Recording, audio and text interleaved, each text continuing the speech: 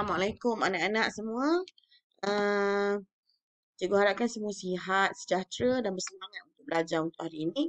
So hari ini cikgu akan teruskan, kita nak teruskan dalam bab interference gelombang. Di mana hari itu kita dah sebut tentang apakah itu interference gelombang. Ada dua jenis, berlakunya superposisi antara dua gelombang menyebabkan sama ada interference membina atau interference memusnah. Ingat lagi tak interference membina itu apa? Di mana puncak bertemu puncak ataupun lembangan bertemu lembangan. Manakala interference memusnah apabila puncak bertemu lembangan. So kita tengok dia punya amplitude gelombang dia. Kalau membina, amplitude dia jadi 2 kali ganda. Kalau memusnah, amplitude dia jadi sifar. Ataupun sesaran dia jadi sifar.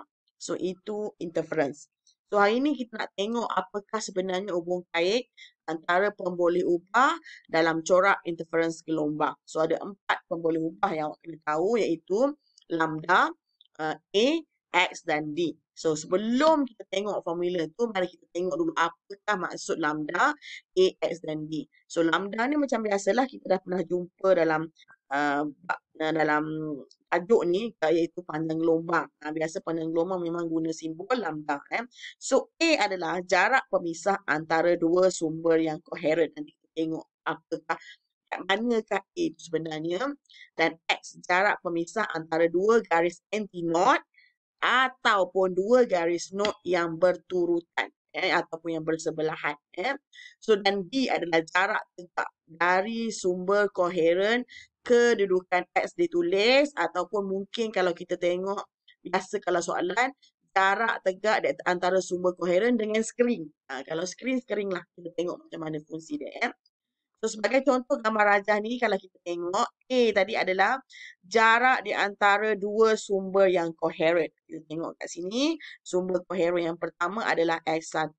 Kejap. Sumber koheren yang pertama adalah S1. Sumber koheren yang kedua adalah S2. Adalah S2. Di mana S1 sini, S2 sini. So jarak di antara S1 dengan S2 ni kita sebagai A. Kita klasifikasikan sebagai A. A merupakan jarak di antara dua sumber yang koheren. So lepas tu X. X adalah jarak di antara garis not dengan not yang bersebelahan ataupun garis antinot dengan antinot yang bersebelahan. Ingat lagi tak garis antinot dengan not? Garis antinot adalah garis di mana interference membina. Garis not adalah garis di mana interference memusnah. So kalau kita tengok dalam contoh yang bagi kat sini, X ada kita ambil garis antinot dengan garis antinot. So dia punya jarak tu kita kenalkan sebagai X. Jarak di antara dua garis antinot yang berturutan ataupun jarak di antara dua garis not yang berturutan. Itu X. Yang ketiga adalah D. Tengok D ni berubah-ubah. So kalau kita tengok, definisi tadi di mana jarak tegak dari sumber koheren ke kedudukan X yang dilukis.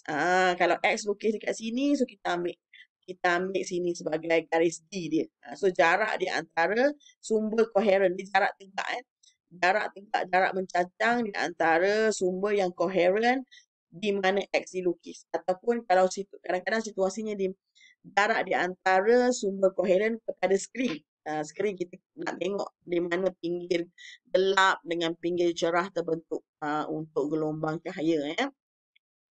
So ini adalah asas kepada sebutan-sebutan lambda macam biasalah. Lambda adalah jarak di antara dua muka gelombang. So ini lambda.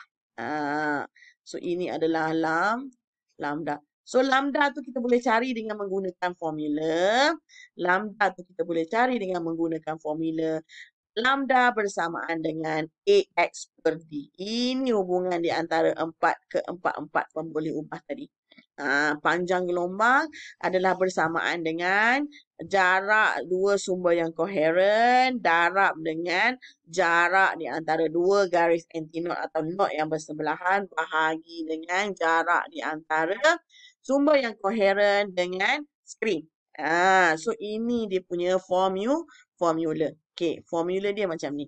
So, bagaimana kita nak gunakan formula ni? Macam biasa, cikgu dah kata daripada soalan, kita kena keluarkan maklumat apa yang dia bagi. Okey. Dalam situasi ni dia bagi sini A, settle. So, dia bagi sini D, settle. Dia bagi sini X. So, kita boleh cari lambda. Cuma, kalau awak perasan dia punya unit, sini guna mm, sini guna mm, sini guna meter. So, dia tak seragam. Dalam satu pengiraan, formula pastikan dia punya unit seragam. Dan kalau boleh, gunakan unit SI. Dalam situasi ni, unit SI dia adalah meter. So, milimeter ni awak kena tukar dalam meter. Milimeter yang ini awak kena tukar dalam meter. So, barulah awak boleh masukkan dalam formula. So, kita masukkan dalam formula AX per D. So, A tadi kita dah tahu 0.4 kali 10 kuasa negatif 3. DX tadi kita dah tahu 4.5 kali 10 kuasa negatif 3 meter. Dan kita bahagi dengan D 3 meter. Kita akan dapat nilai lambdanya adalah 6.0 kali 10 kuasa negatif 7 meter. So, itu bagaimana pengiraan bagi tajuk interference gelombang. Formula tu kena tahulah lambda bersamaan dengan AX per D. Okey. Sekarang kita nak tengok apakah aplikasi interference gelombang dalam kehidupan seharian. Okey, pengetahuan mengenai interference gelombang banyak digunakan dalam memanfaatkan kehidupan kita seharian. Sebagai contoh dia bagi kat sini ada luan berbuli. Apa fungsi luan berbuli? Okey, luan berbuli menjana gelombang air yang berinterference secara memusnah dengan gelombang air yang dihasilkan oleh luan kapal. Hal ini menjadikan air di sekitar kapal lebih tenang dan mengurangkan seretan air. Kalau tidak, kalau dia jadi interference membina, so ombak ataupun dia punya amplitude ombak dia lagi besar. So dia perlukan luan berbuli ni supaya dia boleh membentuk interference memusnah, barulah amplitude ombak tu berada dalam keadaan sifar. Okay. Yang kedua adalah salutan pada permukaan kantak anti pantulan menyebabkan cahaya terpantul berinterference secara memusnah. Salutan ini membantu menjadikan penglihatan lebih jelas dan mengelakkan pembentukan imej pada kantar cermin mata. So ini ada fungsi. Sebab dia nak pastikan gelombang cahaya yang terpantul membentuk interference secara memusnah. Kalau tidak, awak akan nampak lagi kelabu, cahaya ni lagi kelabu sebab dia akan membina. So, dia perlukan bingkai ataupun salutan anti pantulan dekat sini. Supaya apa? Imej pada benda tu penglihatan lebih jelas dan mengelakkan pembentukan imej pada kantar cermin mata.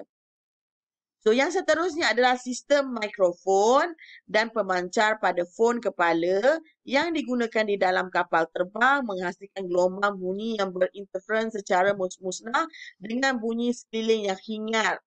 Kalau tidak, gelombang bunyi daripada sekeliling, susah kita nak dengar. So, nanti tak jelas. So, dia perlu jadikan interference memusnah. So, kena sistem mikrofon dan pemancar pada fon kepala yang digunakan di kapal terbang menghasilkan gelombang bunyi yang berinterference secara memusnah. So, headphone ni, dia boleh menjadikan interference memusnah, barulah yang lain tu, bunyi-bunyi yang lain tu tak kedengaran. So, kita dengar dengan lebih jelas dia punya komunikasi di antara satu sama lain. Kalau kita dengar bunyi kapal pun dah besar. Kita takut nanti gelombang daripada bunyi kapal pun dah kuat. So, dia perlu pakai headphone supaya headphone tu fokus pada komunikasi dia. Okay, supaya komunikasinya dengan menjadikan gelombang tu secara interference memusnah. Yeah? So, itu adalah dia punya aplikasi. So, sebagai latihan ni, kita nak tengok contoh latihan ni. Kita nak tengok contoh latihan formatif 5.6. Kita nak tengok soalan pengiraan. Dalam susunan radas eksperimen ini, A bersamaan dengan 0.3 mm di 2,5 meter. Jarak di antara dua pinggir gelap yang bersebelahan. Okey, tadi cikgu cakap X tu adalah jarak di antara garis node dengan antinode. So, kita sebelum ni kita dah tengok ya. Jarak antinode dengan node tu dia akan membentuk pinggir cerah dan pinggir gelap. Antinode akan membentuk pinggir cerah, node akan membentuk pinggir gelap. So maksudnya sama. Kalau kita ambil kira garis node dengan antinode tu samalah juga kita ambil kira jarak di antara dua pinggir cerah yang bersebelahan ataupun yang berturutan ataupun dua pinggir gelap yang berturutan. Sama juga dengan jarak di antara garis node dan atau garis antinode yang berturutan. So dalam situasinya X dia bagi kat sini ya. So 4,6 meter hitung panjang gelombang cahaya hijau itu. So macam biasa awak gunakan formula keluarkan maklumat dia bagi A, D dengan X. So dalam situasi ni A dengan X ni memang awak kena tukar dalam unit meter. Darab 10 kuasa -3. So awak akan dapat nilainya dalam meter. So awak akan dapat nilai dalam meter. Lepas tu barulah awak masukkan dalam formula di mana formulanya ada lambda bersamaan dengan AX per D. Settle. So masuk saja dalam formula dengan memasukkan maklumat-maklumat yang diberikan. Okay, itu saja untuk hari ini. Cikgu harap kerja sekolahnya, kerja tambahannya awak siapkan latihan formatif 5.6. Betul kena hantar. Sekian, terima kasih. Assalamualaikum. Bye.